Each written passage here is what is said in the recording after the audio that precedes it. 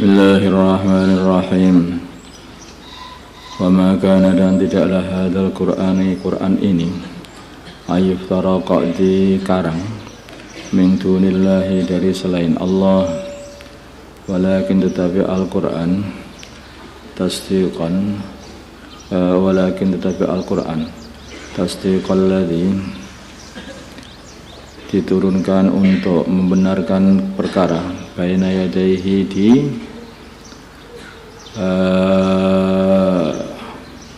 depannya Al-Quran, maksudnya kitab-kitab yang telah diturunkan sebelum Al-Quran, kitab-kitab samawiyah. Wa tafsir al-kitabi, dan menjelaskan apa yang ditulis oleh Allah di Lauhil Mahfuz, la raiba, daripada perkara yang akan datang, perkara yang sudah datang, perkara yang semuanya itu ditulis dalam Mahfuz. Apa yang datang, apa yang sudah ada, apa yang tidak akan ada, apa yang sedang ada di dunia dan di akhirat, semuanya diterangkan, semuanya dijelaskan dua dalam Al-Quran. Minal ahkami, dari hukum-hukum. La raiba tidak ada, la raiba fihi tidak ada keraguan fihi di dalam Al-Quran. Min Rabbil alamin, diturunkan dari Tuhan yang mengatur alam semesta. Am yakuluna iftarah, am yakuluna, apakah mereka berkata iftarahu, telah mengarang Al-Quran baginda Nabi Muhammad SAW. Nah, kalau katakanlah Muhammad fa'tu, ini Quran ini bukan dikarang oleh baginda Nabi, maka kalau katakan Muhammad, jawablah mereka, fa'tu, maka datangkanlah bisuratin, dengan surat mislihi, bisuratin, dengan satu surat mislihi seperti Al-Quran, yang sama dengan Al-Quran, urusahnya, kefasahahnya, balaghahnya, dan isinya juga. Mereka yang ahli-ahli bahasa tidak bisa meniru Al-Quran. Mereka yang sudah ahli-ahli hukum pun tidak bisa menciptakan hukum-hukum seperti dalam Al-Quran. Peramal-peramal pun juga enggak paham apa yang dikatakan Al-Quran ternyata benar apa yang terjadi juga. Kalau Al-Quran mengatakan perkara yang belum terjadi, maka terjadi juga dalam Al-Quran. Macam-macam lah dalam Al-Quran ini. Baru susunannya saja itu mereka sudah angkat tangan, ini bukan susunan manusia.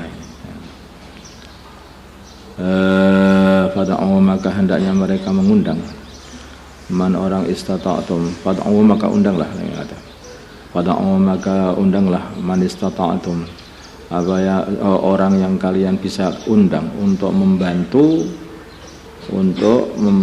menciptakan yang seperti Al-Quran, min dunillahi, dari selain Allah. In kuntum, bila mana adanya kalian shadiqin, benar atas dakwaan kalian bahwa Quran ini adalah karangan, maka mereka tidak mampu. Mulai zaman Al-Quran diturunkan sampai sekarang tidak ada yang mampu menciptakan kayak Al-Quran. Walaupun satu surat pun nggak bisa. Alfil, malfil, angfuhu tawil. Rumah saya mau niru Al-Quran, apa? Itu ya nggak ada gunanya ya, seperti itu. Balkadzabu, balik, sebaliknya mereka membohongkan. Bima, dengan perkara yang lam yuhitu, yang mereka tidak bisa ngepung bi ilmihi, dengan ilmunya perkara itu, yaitu Al-Quran. Mereka tidak bisa faham. Walamma ya'tihim, dan belum datang kepada mereka ta'wiluhu, ta'wilnya Al-Quran, ta'wilnya perkara tadi. Ta'wiluhu, ta'wilnya perkara tadi, yaitu akibat apa yang mereka buat. Nanti sebentar lagi akan datang, yaitu ancaman dari Allah Subhanahu wa taala. Padahal seperti itu, membohongkan Al-Quran. Kadzdzaba, telah membohongkan alladzina, orang-orang min qablihim, dari sebelum mereka. Mereka membohongkan para utusan, dan mereka membohongkan kitab-kitab sebelum Al-Quran juga. Fangdur, maka lihatlah, kaifa, bagaimana, karena adanya akibatul zalimin, akibatnya orang-orang yang berbuat zalim dengan membohongkan para rasul, membohongkan para kitab. Akhirnya mereka adalah kehancuran. Coba kaum Ad, mereka membohongkan para rasul, mereka dihancurkan Allah. Kaum Samud, mereka membohongkan rasul, maka dihancurkan oleh Allah. Mereka banyak itu. Fir'aun membohongkan baginda Nabi Musa alaihissalam, mereka dihancurkan Allah. Orang-orang yang membohongkan kitab-kitab Allah, membohongkan utusan-utusan Allah, itu mereka pol-polnya satu saja, hancur. Pol-polnya hanya satu.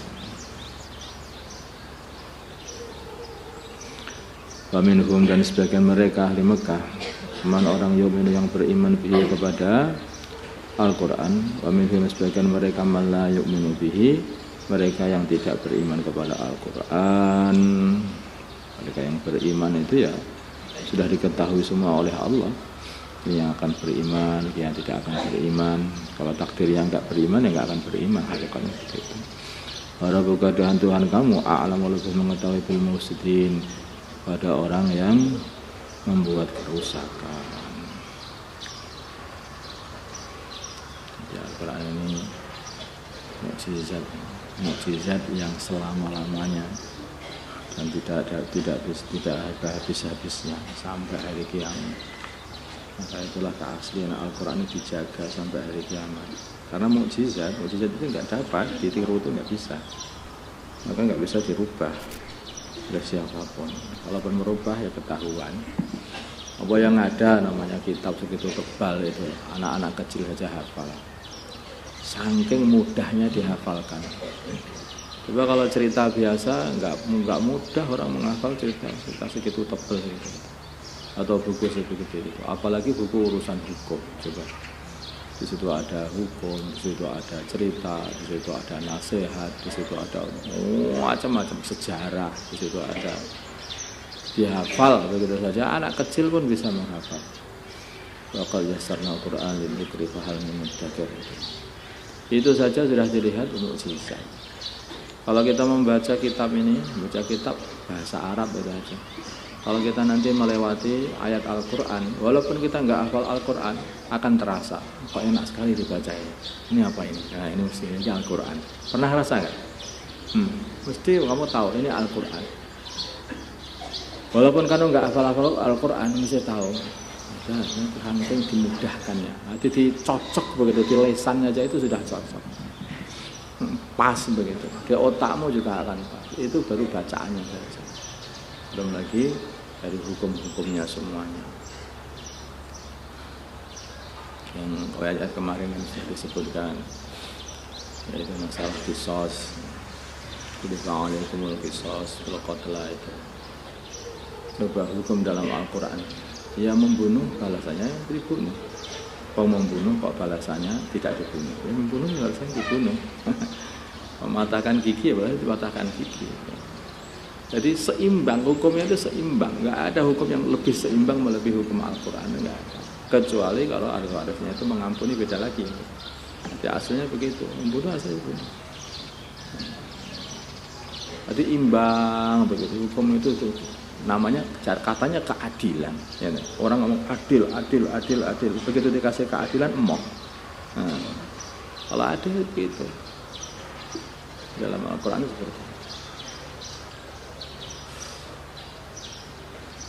Makanya kalau orang itu belum paham, kalau mau betul-betul meliti dalam hukum waris, namanya seperti itu.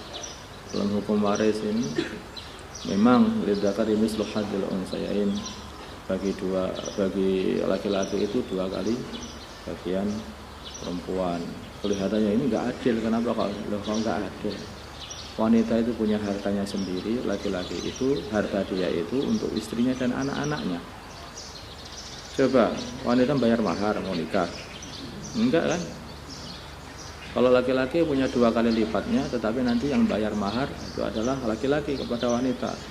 Dengan duit mahar itu adalah duitnya wanita, bukan duitnya laki-laki. Kecuali wanita yang tertipu sama laki-laki. Kapan-kapan saja yang bayarnya.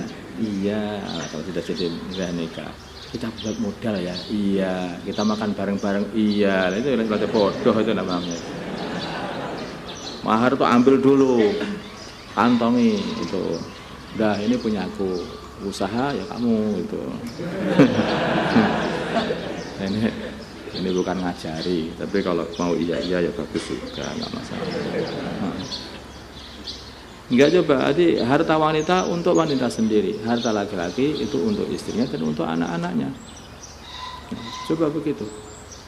Makanya apa enggak adil? Sangat-sangat adil dalam Al-Quran. Dari hukumnya, dari sejarahnya, dari kalau orang awam mengatakan ramalannya, semua yang dikatakan Al-Quran apa yang belum terjadi semuanya. Sekarang dikatakan urusan akhirat, nanti juga terjadi juga. Matilah nanti kamu akan tahu. Ya kan tahu. Ada kubur di sana, itu ada akhirat, nanti di sana akan ada mizan. Kiamat semuanya tahu semuanya apa yang dikatakan oleh Al-Quran.